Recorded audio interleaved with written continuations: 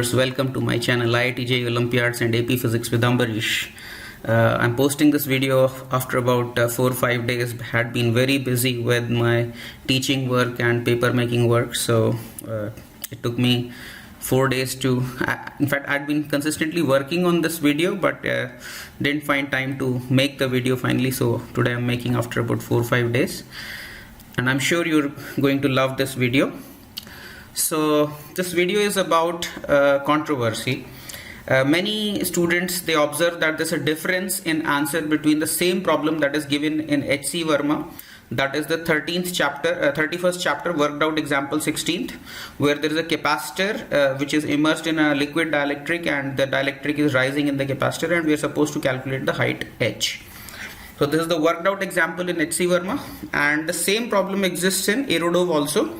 And it's Irodov, this is question number 3.144. Yes, the Irodov 3.144, same problem, but the answer given in Irodov is quite different from what is given in H.C. Verma. So students sometimes wonder that what's happening, what's the matter, why the two different answers are given, and which one of them is correct. Obviously both of them cannot be correct, because if the problem is same, then obviously the answer has to be same. So one of them has to be correct and the other has to be wrong. So in this video we are going to find out that which is the correct answer and what's wrong with the answer in the other answer. Okay, so let's get into the video.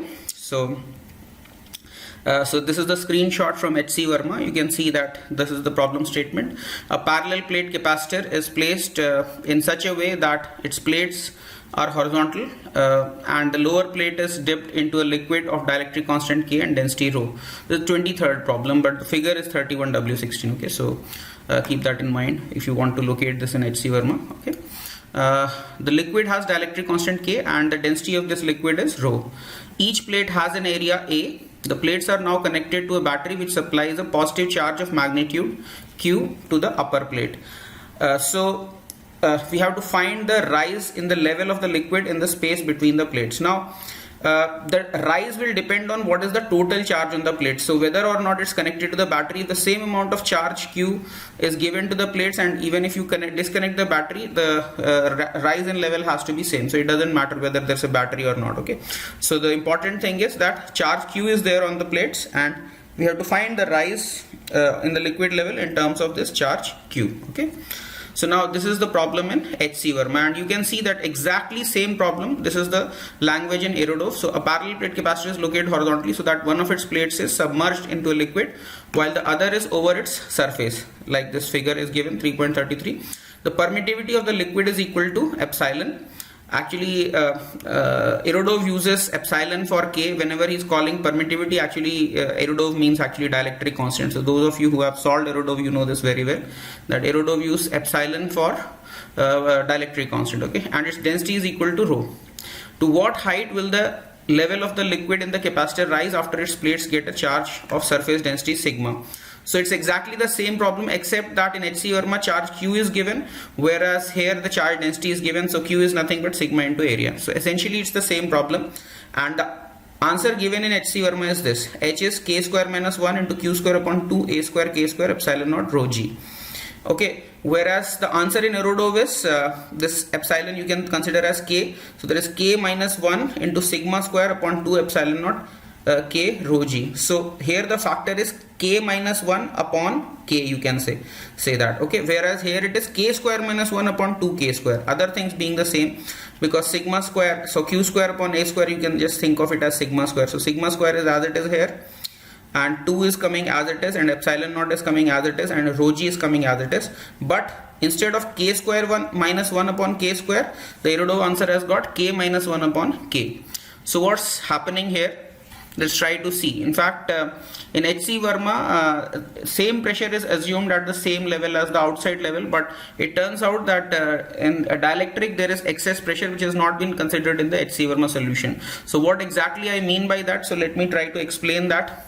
And first I'll explain the theory and then I'll get into the correct solution of the problem using the force, or you can say pressure method. Okay, of course there's a method involving energy where you minimize the electrostatic potential energy, summation of electrostatic and gravitational energies, but I will try to do it using the force approach, somewhat similar to what H.C. Verma sir has done.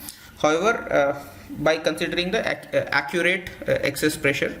So what's the excess pressure and how it is happening? Let's try to see.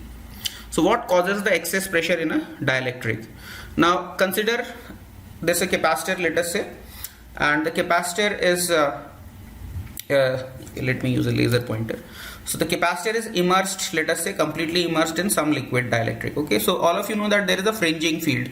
So there is field lines within the capacitor. The field lines are like just vertical almost, and as you are nearing the ends, you know that there is fringing of field lines. They take this type of curved shape. Now imagine a molecule of dielectric. Let us say it has some dipole. You know that dielectric has got so many dipoles due to fringing field. So dipoles will be formed. Now what is happening with the dipole? Let us try to focus on that.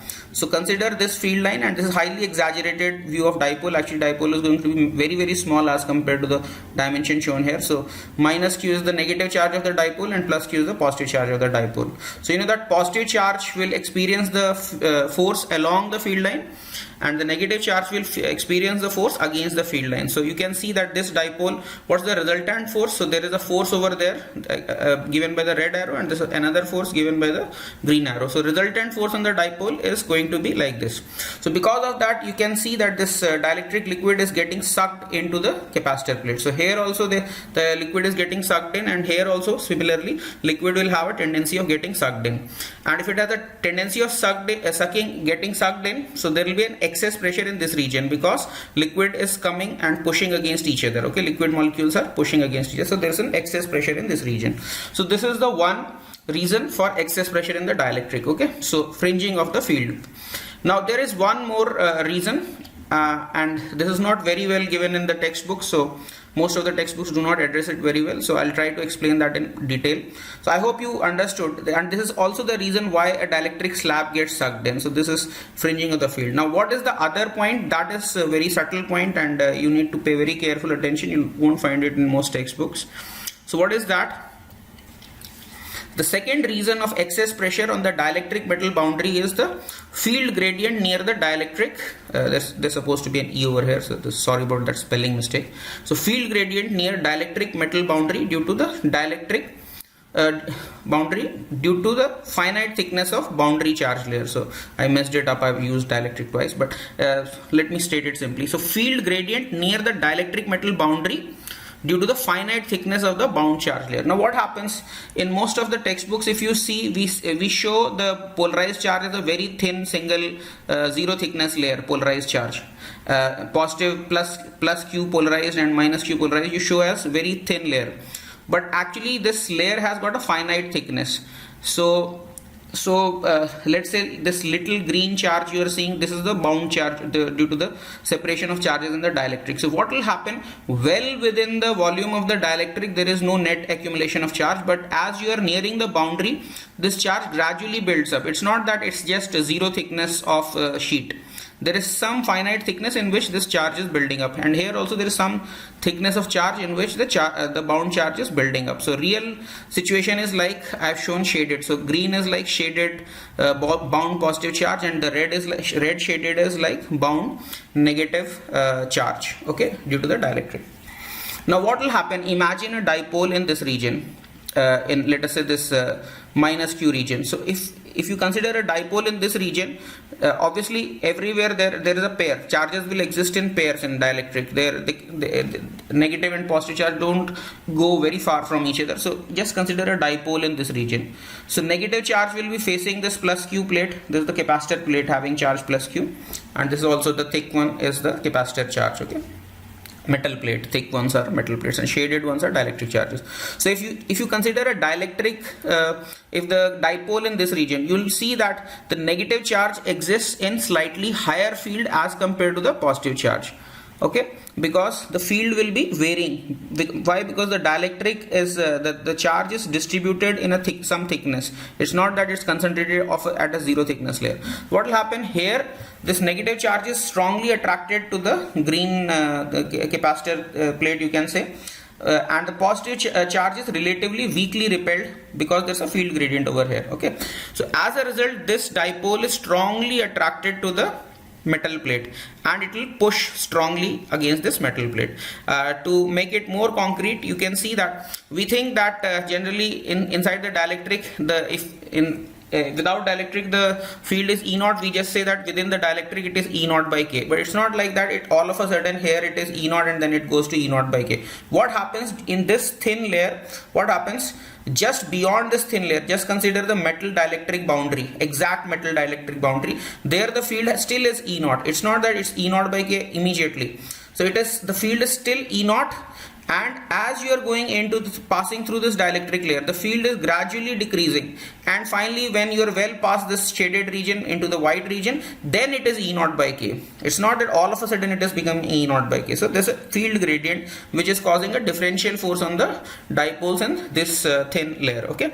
So then it is E naught by K, and again then when you are crossing the dielectric boundary, again the field begins to rise, and at this junction of the red border and this shaded green border, again it is E naught. Why? Because the positive dielectric charge field and negative dielectric charge field will be cancelled, and then you will be left with E naught exactly at the metal dielectric boundary, okay. So this is how the field varies, and because of the non-uniform field, these dipoles experience a force which pushes these dipoles against the metal plate, and this causes an excess pressure on the metal dielectric boundary, okay. This has to be taken into account very carefully while solving the problems involving liquid dielectrics filled in metals, okay. So I hope this concept is very clear, and now I will try to quantitatively evaluate the value of this excess pressure. Qualitatively, I hope that you have understood why there is excess pressure. Now let's get into the quantitative calculations, okay. So now let's consider a capacitor plate. Let us say this is the positive plate of the capacitor and this is the negative plate of the capacitor, and it's immersed completely in the dielectric, okay. And let's say F naught is the force in absence of dielectric. So this green plate and red plate, they will be applying some force on each other, and obviously that force is independent of presence or absence of dielectric, because you know that by superposition principle the force between two electric charges is independent of presence or absence of any third charge, okay. So let us say F naught is the force of attraction between green plate and the red plate, as if that nothing else is present, okay. Now what will happen to the net force on this red plate? So there is electrostatic attraction due to the green plate, and there is excess pressure on the dielectric metal boundary, because of which the dielectric liquid is pushing on this red plate downwards. Similar push will be there on the green plate also. So we are just considering the free body diagram of this red plate. Now what I am going to do, now you know that electrostatic attraction and the excess pressure repulsion, their resultant will be something, and if I want to move this plate slowly, let us say I apply some external force so that I gradually move this red plate downwards through a distance dx. In this process I will have to do some work. So external agent will be doing some work, and you know that whatever work is done by the external agent, that should be equal to the change in potential energy of the capacitor system, okay. So now let's look at the details. So F naught is the force of attraction. This is a very well known result, you do it in standard JE theory. So F naught is the force of attraction between them. So this is plus Q, let us say this is minus Q, then force of attraction is simply Q square by 2 epsilon naught A. So this is your F naught, this as per the standard IITJ theory, okay. Now suppose you want to move this plate very slowly, so then you have whatever is the resultant of F naught and Fe, you have to give an opposite force to this plate so that you can slowly move this plate apart. So F is simply nothing but F naught minus Fe, where Fe is the force of excess pressure, okay. Now what's the potential energy of the capacitor? You know that potential energy is nothing but Q square by 2C. Now let's say instantaneous separation between the plates of capacitor is X. So capacitance is nothing but epsilon naught Ka by X. So you just substitute the value of capacitance and you get Q square by 2 epsilon naught Ka, and then X goes in the top, okay. So this is the potential energy as a function of X. What happens? Suppose you move this plate through a distance dx by applying this force F. So what's the work done by you? That is F dx, okay. and that should be equal to the change in potential energy of the system. So U is this, and you can just differentiate this with respect to X, and you can see that change in potential energy, if you change X, will be nothing but Q square by 2 epsilon naught Ka and into dx, and this should be equal to the work done by external agent, that is F into dx. F is acting downwards and dx is also downwards, so F dx. So that gives you the value of this external force is Q square by 2 epsilon naught Ka, and out of this you can see that Q square by 2 epsilon naught A is nothing but F naught, and there's a K coming downwards, so F naught by K is the external force. So here you can also see that in presence of liquid dielectric, the net force becomes F naught by K. So sometimes students have a misconception. They think that electrostatic force becomes F naught by K. No, electrostatic force is still F naught between the plates, but the net force acting on any plate is F naught by K. That's because apart from electrostatic force, there is also a hydrostatic pressure, if you may say. So there's an excess pressure and there's an electrostatic attraction. Their resultant is F naught by K. Okay, electrostatic force is still F naught. So now I know the net force resultant of F naught and F excess, so I can just use this equation to calculate the force due to excess pressure. So what do you get? So just rearranging this equation, you know that Fe is nothing but F naught minus F. So if you do that, you get just F naught into 1 minus 1 over K. So this is the hydrostatic pressure force or liquid dielectric excess pressure force. Okay, this is the force that liquid dielectric is exerting on this red plate, you can say here. So what is the pressure? This is the force. So you just divide this by area. What is the pressure? So you just divide this by area. So if you divide this by area, you know that F naught contains Q square by 2 epsilon naught A. So if you divide this term by area, it will become Q square by A square, which is nothing but sigma square, where sigma is the charge density on the capacitor plate. So you can just write this 1 minus 1 by K comes as it is, and F naught by K is nothing but, you can say F naught by A is nothing but sigma square upon 2 epsilon naught. From this you can see that. Okay, so this is the excess pressure on the dielectric metal boundary. Now what do I mean by excess pressure? This is over and above the pressure at the similar level in the liquid. So if you are outside the capacitor, there will be some pressure, okay, which will be acting from the downward also. So this is the difference of pressure between the bottom of the plate and the top of this plate. So just below this red boundary there will be some pressure, and just above this red boundary the pressure will be excess of the pressure below the red boundary, and that excess pressure is sigma square by 2 epsilon into 1 minus 1 over K. So keep this in mind. I'll be using this result for correctly solving the HC Verma problem on the next slide. Okay, so now we are fully equipped. Our toolbox has the correct tool for solving the capacitor dielectric problem. So let's get into the problem now, the correct solution of this problem. Now I'm considering the free body diagram of the liquid portion. Okay, let us say this height is y and this height h above the free surface. So this h I wish to evaluate. Okay, so now when you are outside the dielectric at this level, so pressure will be nothing but, you know that here the pressure is atmospheric, so P naught plus rho g y is the pressure at this level outside the dielectric. Outside the capacitor the pressure is P naught plus rho g y.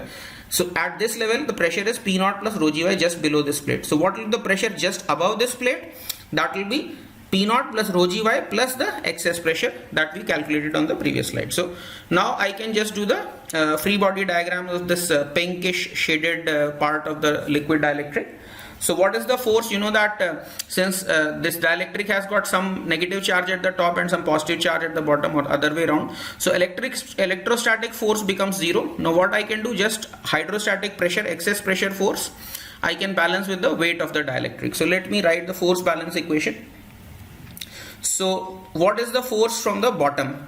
So here pressure is going to be what? So here pressure is P naught. So here pressure is P naught plus rho g y, and plus here we need to add the excess pressure force. So excess pressure, so P naught plus rho g y plus this is the excess pressure, sigma square by 2 epsilon naught into 1 minus 1 by K, that we derived on the previous slide. Okay, so this is the pressure just below the dielectric, net pressure just below the dielectric, and you multiply this by area, so that gives you the upward force. Okay, and upward force should be balanced by the downward force on the dielectric. So what's the downward force on the dielectric? So here the pressure is P naught. So from here the downward pressure force due to the atmospheric pressure is P naught into A, and plus the weight of this liquid dielectric, this part of the liquid. So what is the weight of this? So area is A and height is h plus y, so volume is A into h plus y, and you multiply that by rho, that gives the mass, and then you multiply that by g. So this is the mg of the dielectric. Okay, so mg of this pink portion of the dielectric plus the atmospheric push from the top is equal to the pressure push from the bottom. So this is the simple force balance equation. Okay, you need not consider any electrostatic forces additionally, because there's a plus q polarized and minus q polarized, so electrostatic forces cancel out due to that, because of the FBD that I have considered, the total thing, that system whose FBD I have considered. So I hope you understood this equation, the simple force balance equation for this dielectric. Now you just rearrange this equation. Many terms seem to be cancelling, and you can straight away see P naught A cancels off, and rho g y into A and rho g y into A will cancel off, and you will just rearrange this equation and you will get the value of height. So this is what you get upon rearranging this equation. So this is the correct answer to this problem. Okay, and if you compare this with the Irodov answer, once again let me present the Irodov solution answer. So this is the Irodov answer. If you see, this answer is exactly equivalent to this. So epsilon is nothing but k, and sigma is as it is, and rho g is as it is, and this epsilon is nothing but dielectric constant. So this result and this result are same. So that completes my analysis of this problem, controversial problem, where there's a contradiction between HCV and Irodov. And I hope, in fact, I have a deep regard for H.C. Verma sir, so no offense there, but nonetheless this is a question which students many times ask. In fact, I attended H.C. Verma sir's lectures on relativity, and I have learned a lot from him, and I have a lot of regard for Professor H.C. Verma. But just for correct analysis, I have done this this problem, and I hope you like my analysis. And if you like this analysis, please do subscribe to my channel if you have not already subscribed, and share this video as much as possible. If you think it might be helpful to a fellow student, or maybe if you're a teacher, it's helpful for your student, please do share it with your students, so that it helps them in their IIT-JEE preparation or Olympiad preparation. And it will also encourage me to make more of such videos. I want to give a deep thought and meditate that what exactly is going to be helpful for my audience. So please share this video as much as possible. It will help me grow my channel and motivate me. And do give it a thumbs up. Thanks a lot for watching the video, and see you in the next one.